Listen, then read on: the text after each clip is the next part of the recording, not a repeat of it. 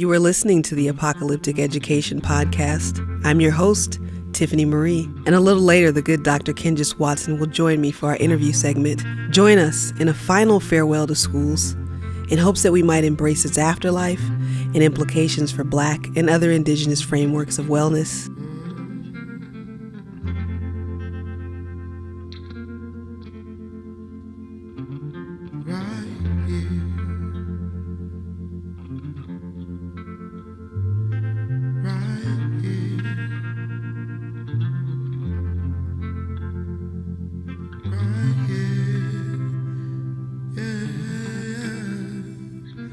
Welcome back. This is a big one for me for all kinds of reasons. You know, Tiffani and I have been in communication around podcasts for, I guess this is 3 years if you include our previous work that we were doing together. And in some ways, for me, this conversation that we get to have with you two and the space we get to share speaks to something that was happening for me before I met Tiffani. And so it was like a foundation of some of the work. And it also is a way that all of us are sort of connected. I don't think haphazardly. I think intention, spirit, work has been behind that. But I wanted us to maybe just open with who you are, the kind of work that you do, the people you come from, and maybe we can talk about how we know each other. Anyone can go, or maybe Canada, would you want to start us?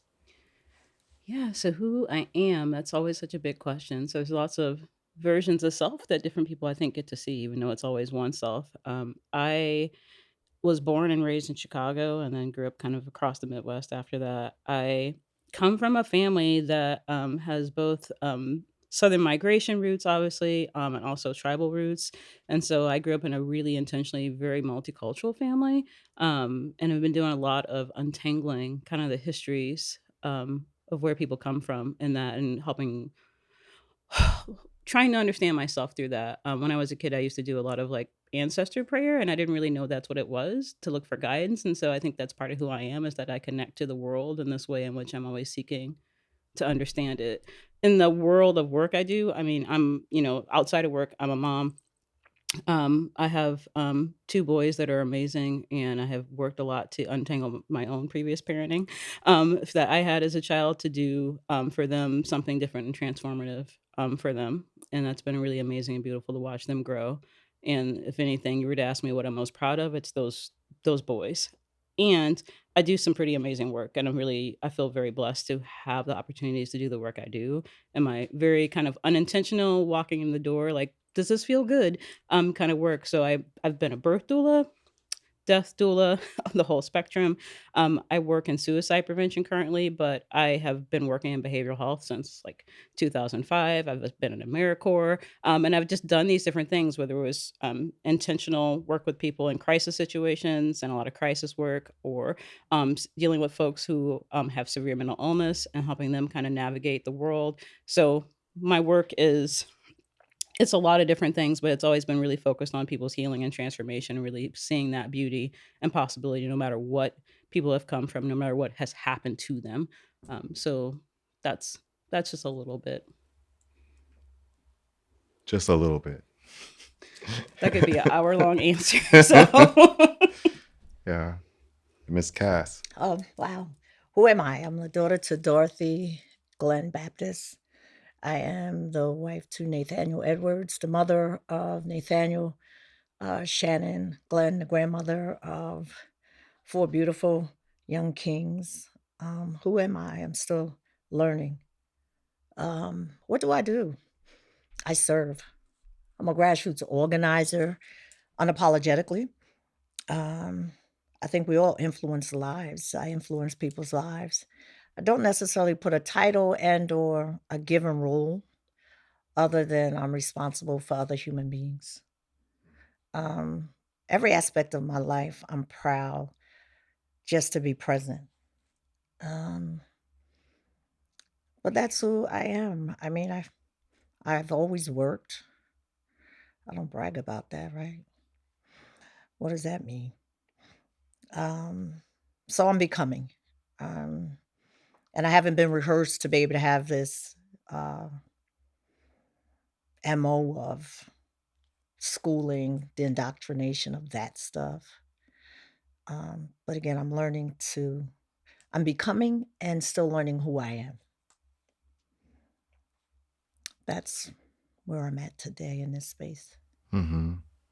And we, both of you mentioned your work as mothers, grandmothers, and one thing that we've been talking about is this connection between mothering, between advocacy or activism and grief. I wonder if you can talk a little bit about how those come together for you: mothering, activism, and grief. I can. It's funny because that's my so-called scholarship, as it's been as I try not to be institutionalized. Um, a brief is enough because this is pretty deep. I walk into this arena as looking at activism as a prescribed role that I didn't ask for. Um, as I learn even more daily of what that looks like, I understand that I grieve. We as mothers grieve daily. Where at one point when I walked into this, I looked at it from the perspective of losing my son in 2017 to suicide, and people telling me how I was supposed to grieve and identifying with it at the end stage of his life. And then as I tried to stay away from being forced to read all of these different books in academia, I realized through my processing and my being and my spiritual connection that, dang, we grieve in every aspect of our lives, in particular being a mother. Um, so what does that look like? What does that feel like? So I think for me, what I'm learning to, and I've always owned, was knowing I'm not going to allow anyone to define what that looks like for me. What I want to do is try to debunk other sisters that are experiencing it and not identifying what it is and doing it on our terms. So I think grief isn't the end, it's the beginning. And understanding that every aspect of systems, every aspect of our being is grieving as Black women.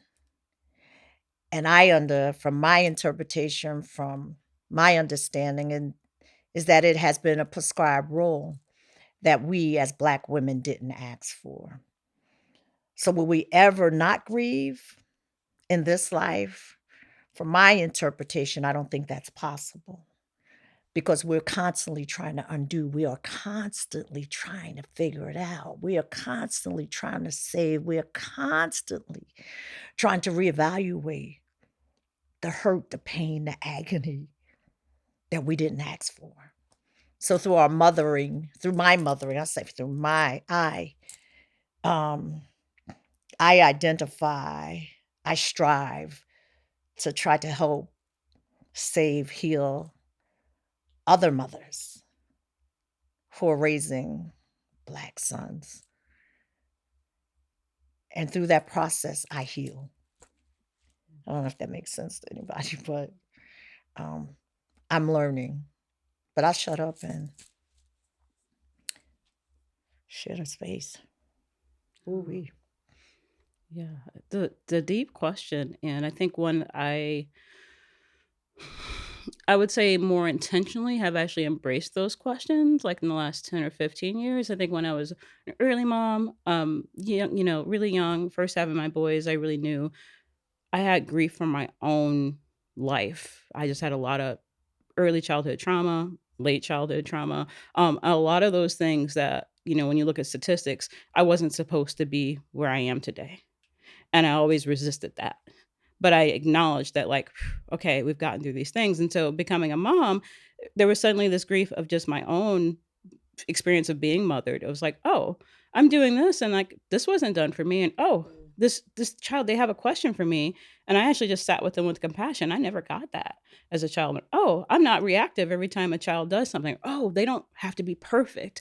And I know a lot of that, and I have a friend that does a lot of this work, that a lot of that, especially in Black parenting, comes from this reactivity of like, look at the world around you. I need you to do this. I need you to behave. I need this to happen.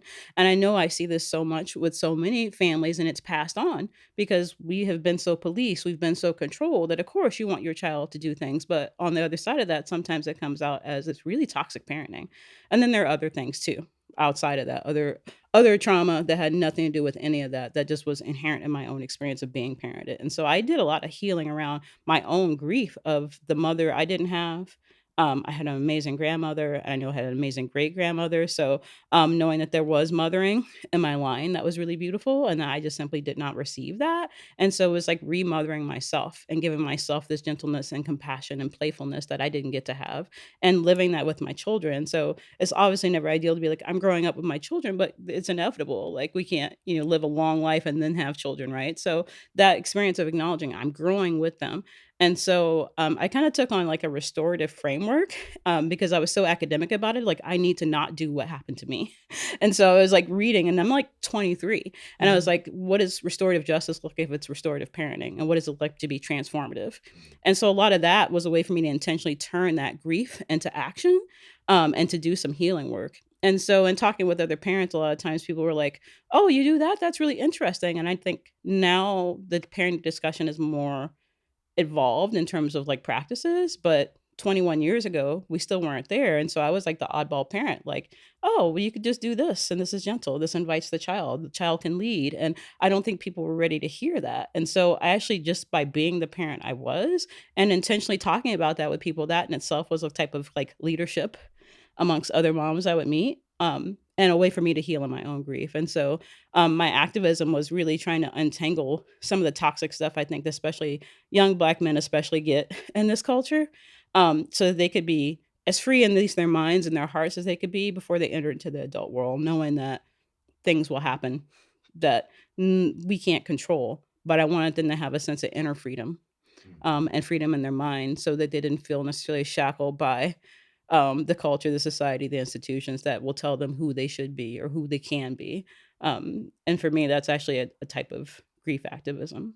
And I do a lot of grief justice in my work around systems. Like, what do we do to hurt people while they are healing in the name of the system moving forward? Right, this idea that we're moving forward and we heal, but often it's pushing the people who are most impacted by something. And so one of the things I teach about a lot is grief justice within the systems that we do work in. How can we kind of not only de-silo but decolonize the practices that happen, so that people aren't so harmed when they are saying I've been hurt, and then we just hurt them more?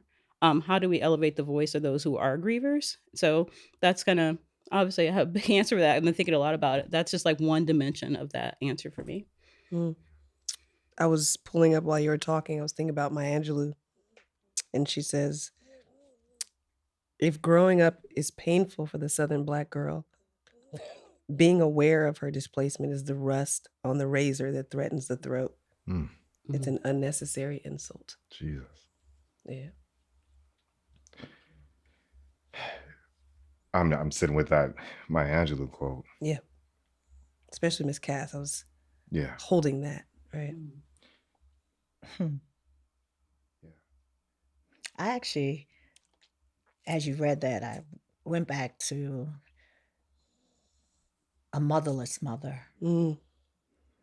for me, and really processing. So I say this academic thing really can mess people up, with really truly understanding. I lost my mother at 19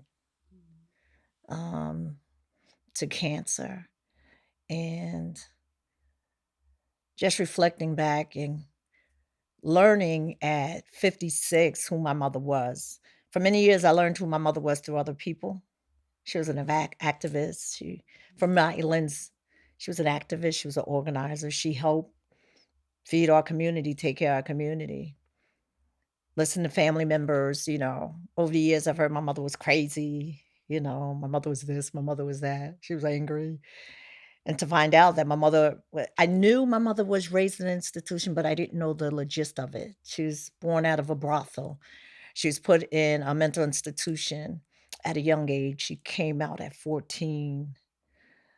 Just 2 months ago, my sister told me my mother was diagnosed schizophrenic. I didn't know that. Um,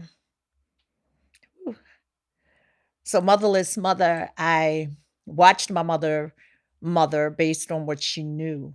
And then when you get all that other added information, it's like, how did she survive all of that? She did the best she could. And I remember it wasn't even on her deathbed. It was when I graduated from high school, she said to me that she saw so much of herself in me. And I was the kid that she made cook and clean, and I had 5 other siblings, but everybody else was doing something else. I was running the church, being at home, and she said that to me. I didn't understand it until I became an adult, right? And then as I'm going through this journey through academia, I learned even the more the importance of what she did from a protective factor.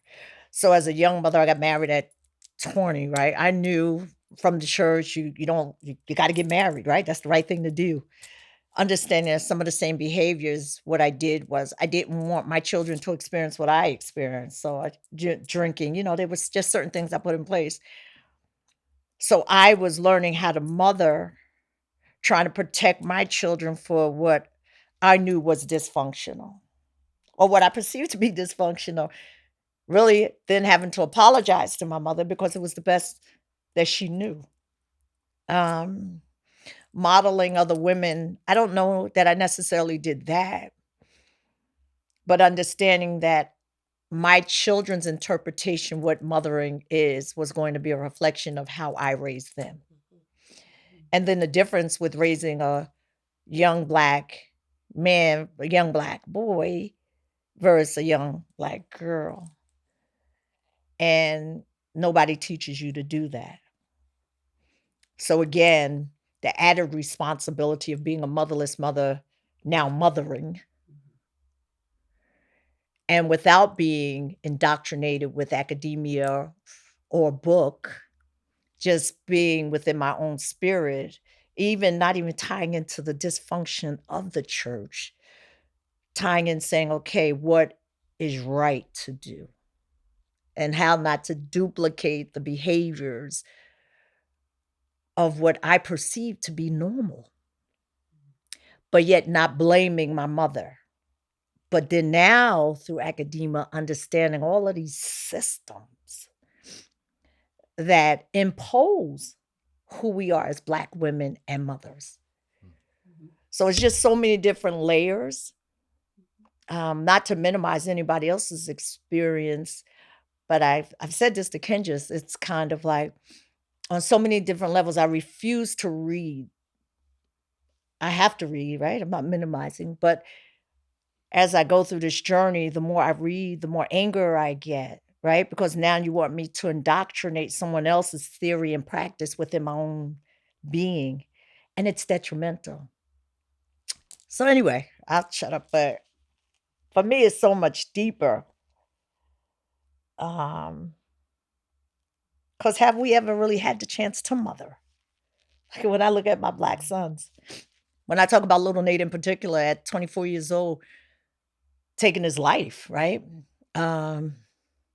Shucks, I help save kids, right? I'm this community activist, organizer. I'm helping everybody else. And I couldn't save my own. Even the night he died, I talked to him, right? So again, it's just so many different aspects of processing all of that over the years. Nowhere do I blame myself or his father, right? Because it's God knows he's in charge of the universe. But what do I do play back and say, no, I don't necessarily say why me, but what am I supposed to be doing through this process to help save other mothers, right? And to say it's okay. Like it's okay, whether your child got murdered, whether your child lost to illness, the loss of a child is the loss of a child. but it's not determined by someone else's perception or how you're supposed to feel and deal with it. And society imposes that, right? I didn't need to go through a class of grieving for somebody to tell me how to grieve. It's none of your business. It's not your choice. But as I understand it, it started at the beginning, not the end. And then how do we detoxify? I'll be making up words, y'all.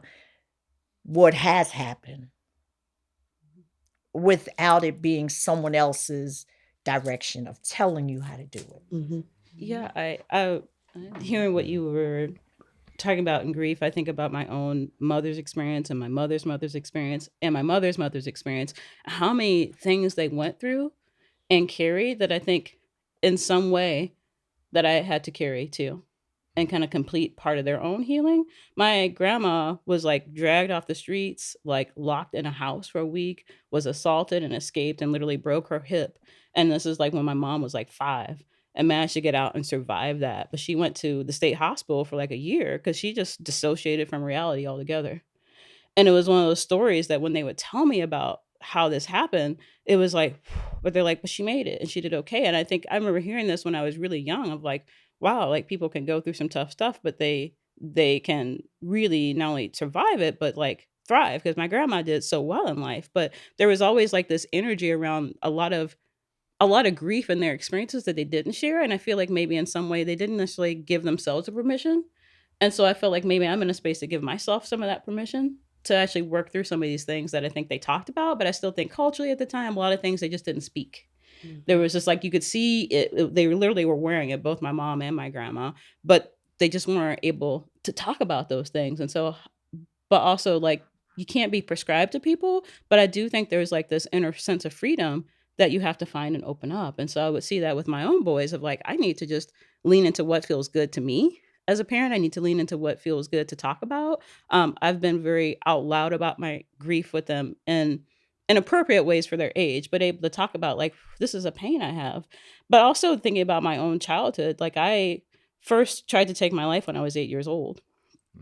And I remember, thankfully, it didn't work, but I had like blood everywhere. And I remember like trying to clean everything because I was like, I'm going to get in trouble. And I literally like, my mom is going to beat my ass if she sees this blood everywhere, which is probably what would have happened. And so I remember like this pain of like, I never really, because I was like, I can't keep living this way. And this is literally the only way out. And so I remember like, okay, this didn't happen. What am I going to do now? But I remember going through crisis again when I was in high school and all my friends surrounded me and supported me. And I did have some other caring adults that came into my life. Actually, my teachers, I had angel teachers that carried me in ways that I didn't expect, but my mom wouldn't have had capacity to process with me. So it's not like I blame my mom in any way. There was lots of stuff that happened, but she didn't have capacity because she never healed from stuff that she went through. My grandma never really got to heal from stuff she went through. So I felt like there was part of the justice of the universe was me really leaning into that. When I was 18, I first went to therapy and had LCSW, and they're like, have you ever thought about being a social worker? I was like, oh no, I was getting a degree in English. And then like, look at my life. That and the things I chose to do, basically it was like I went to social work because it was just in me. I had to help other people. And so that was part of that shift for me. And like, how do I help other people find their own path to healing, whether it be from big grief around culture and the world, about history and their own journeys. And so it's just, I think, unlocking that for myself and being like, I just get to vulnerably be whoever I am. And hopefully by seeing that, I'm pretty okay with being kind of the odd one out. It encourages other people to find that for themselves, and I can sit with them in that too. I feel like y'all raised such important points around the energies that we carry generationally, right? And I always talk about my great grandmother, who my band is actually named after, Artelia Green, who she at 14, no, she lost, so she was one of 4 children, and her brother died at 14 from a bet over a dime, and one sister died in a fire, and the other one, her father beat his daughter to death. And so these are the stories. This is in my lineage. this type of pain that I find out, of course, as an adult. The other side of my family finding out very late in my life that my great grandmother was institutionalized, like in my 30s, right? It's like that's such important content to know about. And we've also talked about, which I think people talk us out of this idea of like angry Black women. And I've just recently begun to embrace that. It's like I come from a lot of angry women. And I've tried to embrace it around understanding why. Very upset all the time, very angry. And we've talked about this, and that if your objective is for your family to survive, niceness and kindness and moving slowly, and that's not afforded to you, right? I think about if a ship is sinking, or right, if you think about the context and the ways in which Black women have been forced to mother, to your point. Yeah, you got to move in a certain way, right? You have to move in a certain way. And the way in which I think that energy, which I want to keep talking about, gets passed on, gets translated. And I hear you talking deeply and beautifully about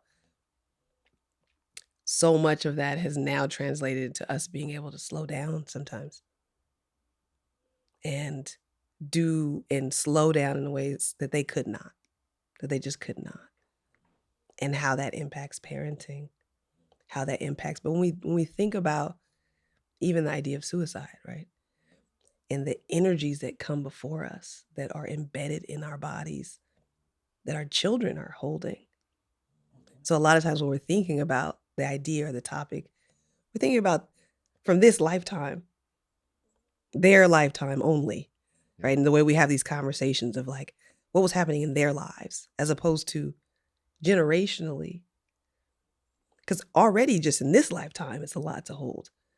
But when it's not discussed, when it's not understood, and you got kids out here trying to navigate life holding. Imagine if I didn't know about my great grandmothers, both of them. Those are my great grandmothers. My understanding of how I receive and process, I would imagine there's a lot of loneliness in that. If I didn't see part of that as inherited, right? Unfortunately, inherited, to your point. I wow, that's deep. I think it again is, people say the fear of not knowing, but then the fear of knowing. And then how do you process? And then how do you look at the different behaviors for me, with me and my siblings, of how much of that we have and not knowing?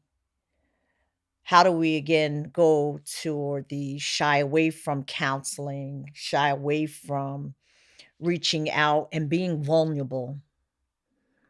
As Lil Nate said in his letter he wrote before he passed, he said to me, he said, he understood, I'm paraphrasing because there's so much to that, but he said, I don't want to take medication because they're going to look at me different, right? If I could have said anything to him at that point, the one thing I would have said, you're going to be okay. I got you, right? But even in his last stages of life, he was more worried about what someone else was going to think about him versus knowing that it's okay not to be well. 6'8", 200 pounds, blue eyes, worried about what someone else would think of him versus my mom's got me. And even though dad is there, my husband's there, but just to know that my mom got me, right? She can save everybody else. My mom still has me. And then after the fact, to hear so many young people start sharing them wanting to commit suicide, like, and using Nate as a springboard. They did a documentary on him, and the young man who did the documentary was suicidal. not knowing when he came in contact with Little Nate that Little Nate saved his life, and he says it in his documentary. The silent pain and the generation, church says generational curse. Well, we got all these devilish curses that we know nothing about. And yet we ingest them in our being, not even knowing. And then the diagnosis people will give us. They said mommy was schizophrenic. As I think about it, and I still don't have all the details. My sister has the file from the institution.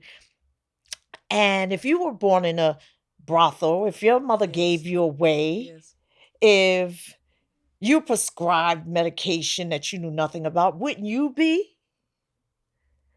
And then who are they to diagnose if even that? We're just trying to survive. Mommy was just trying to survive, not knowing that's what she was doing. So like all of that starts unpeeling, right?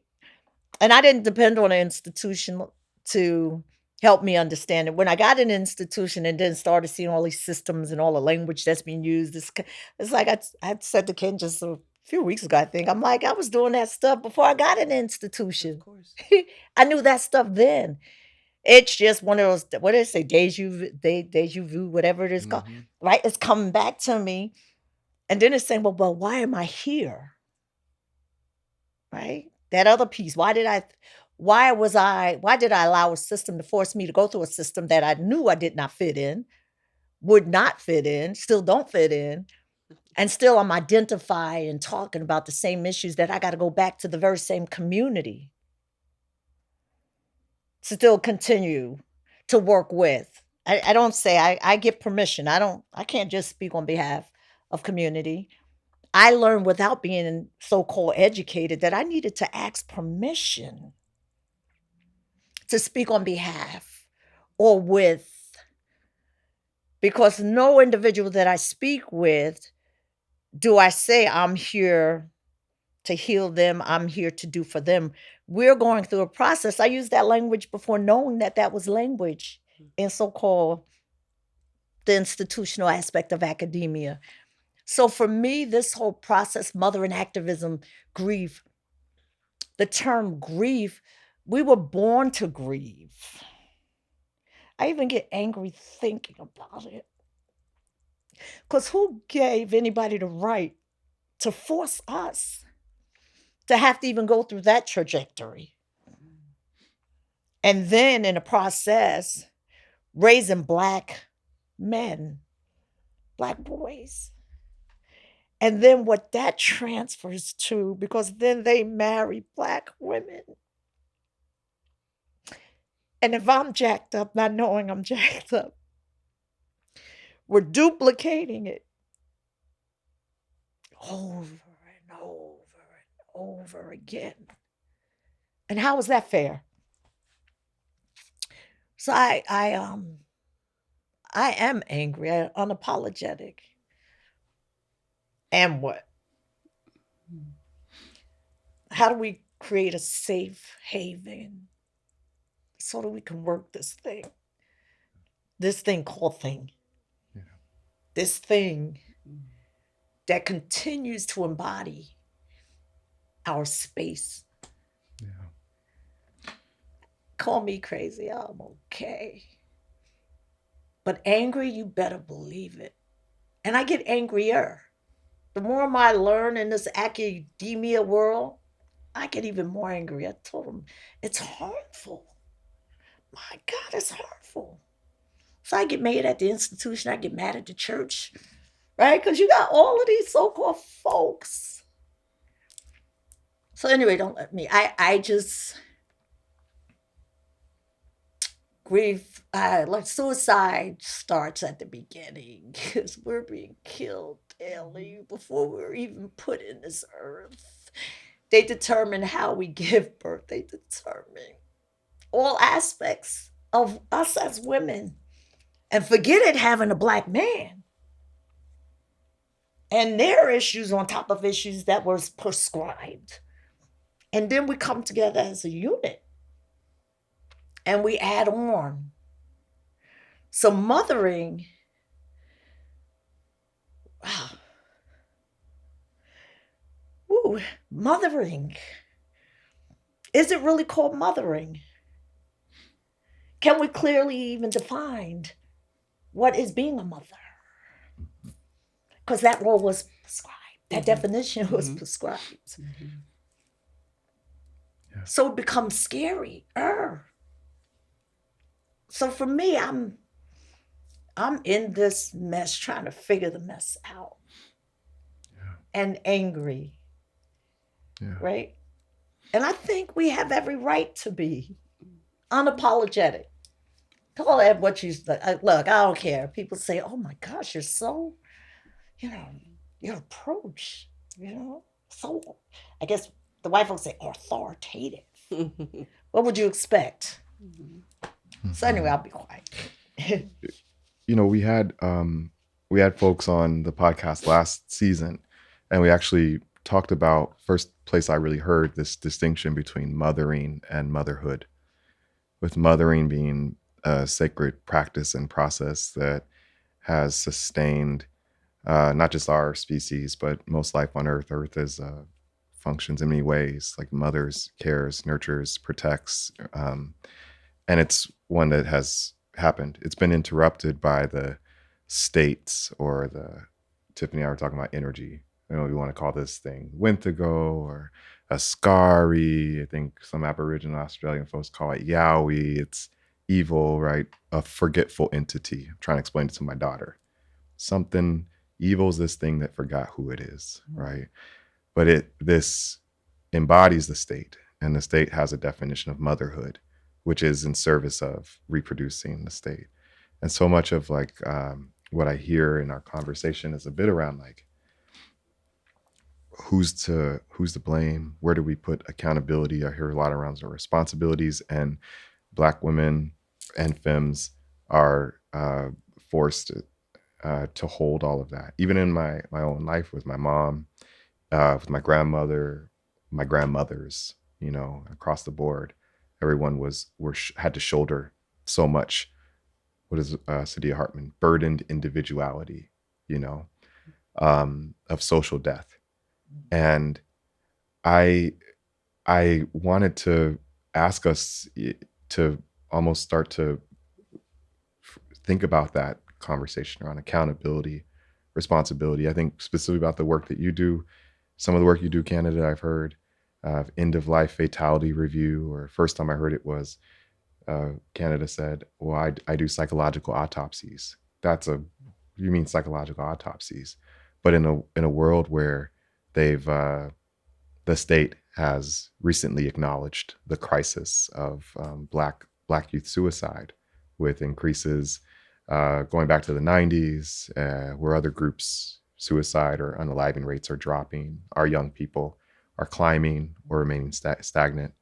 But I'm interested in this idea of, when you look at, because autopsies, I was joking out with Tiff. I'm like, Tiff likes X-Files. I'm thinking about all the times in X-Files when they go into the morgue. I'm guessing you like X-Files too. Of course. But all the times they go into the morgue and they go to someone who's performing an autopsy to figure out what happened, right? Who's responsible, and who and what. What. And we think about our communities.